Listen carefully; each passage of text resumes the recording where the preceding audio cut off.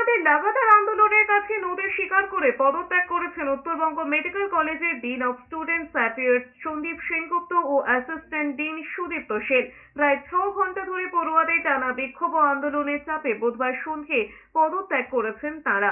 Uttarbanga medical কলেজের অধ্যক্ষ ও ডিনকে ঘেরাও করে বিক্ষোভের ঘটনায় উঠে এসেছে একের পর এক অভিযোগ।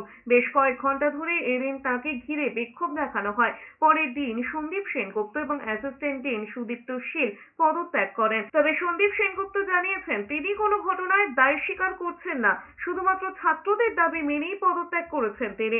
এদিন মূলত অভিজ্ঞ গোষ্ঠীর বিরুদ্ধে সরব হন উত্তরবঙ্গ মেডিকেলের চিকিৎসকরা।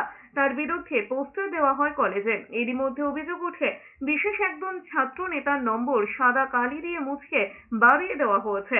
এই অভিযোগে ছাত্রছাত্রী সহ অধ্যাপকরা ঘিরে ধরে উত্তরবঙ্গ মেডিকেল কলেজে ডিন ও প্রিন্সিপালকে হুমকি, দাদাগিরি, তোলাবাজির পাশাপাশি একজন ছাত্রীকে ধর্ষণের হুমকি দেওয়া হয়েছে বলেও অভিযোগ করেছেন উত্তরবঙ্গ মেডিকেল কলেজের একজন অধ্যাপিকা।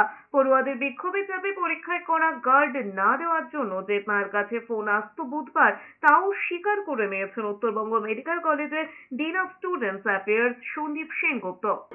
আমি কোনো দায়ভার স্বীকার করে নয়, কিন্তু আমি ছাত্রদের দাবিকে মান্যতা দিয়ে আমি আমার পদ থেকে পদত্যাগ করছি এবং